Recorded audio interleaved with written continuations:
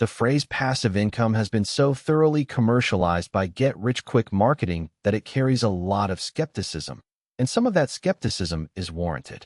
The reality is that almost all passive income requires significant upfront work, capital, or both before it becomes truly passive.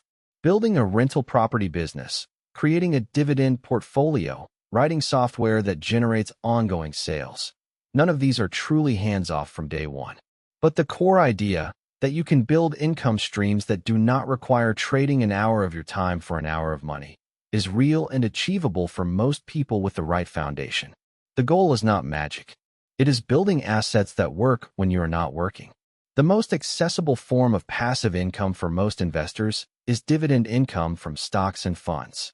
Many companies distribute a portion of their profits to shareholders quarterly in the form of dividends. A broad index fund like the S&P 500 yields approximately 1.5 to 2% annually in dividends, which on a substantial portfolio produces real income without selling any shares. Dividend-focused funds can yield 3 to 5%. Real estate investment trusts, known as REITs, are required by law to distribute at least 90% of taxable income to shareholders, making them one of the highest yield publicly traded asset categories. All of these are accessible to anyone with a standard brokerage or retirement account. Rental income from real estate is perhaps the most widely understood form of passive income and one of the most effective at building long-term wealth, because you benefit from both ongoing rental cash flow and the long-term appreciation of the property value. However, it is only partially passive. Landlords deal with maintenance, tenant issues, vacancies, and property management. Using a property management company makes it more passive but reduces the yield.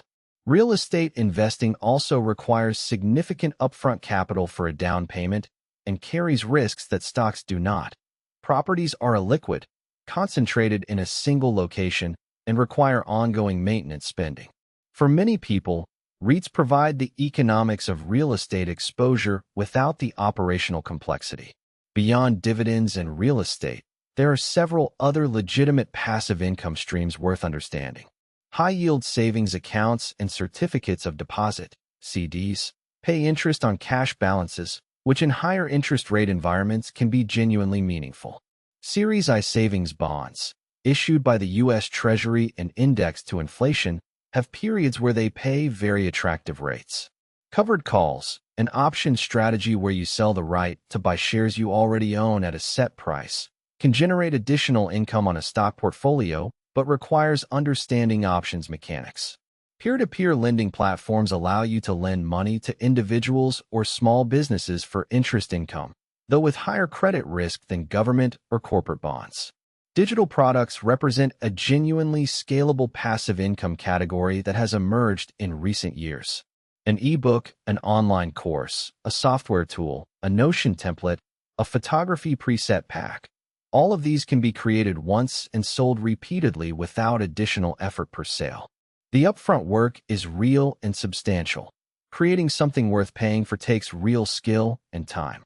The distribution infrastructure also requires setup, a website, an email list, a marketing channel. But the economics of digital products are genuinely attractive because the marginal cost of delivering an additional copy is essentially zero. This is why the creator economy has exploded. The infrastructure now exists for individuals to build meaningful digital income streams. Building passive income is a long-term project, not a weekend project. The most reliable path for most people starts with a high-yield savings account for the emergency fund, then moves to maxing out tax-advantaged investment accounts, 401k and Roth IRA, filled with broad index funds that generate both dividend income and long-term growth. As the portfolio grows, the passive income it generates grows alongside it. A $500,000 portfolio yielding 2% in dividends generates $10,000 per year without selling a share. A $1 million portfolio at 2% generates $20,000 per year. This is how financial independence actually works. Not through a single clever scheme, but through consistent investing that builds an asset base large enough that its returns cover your expenses.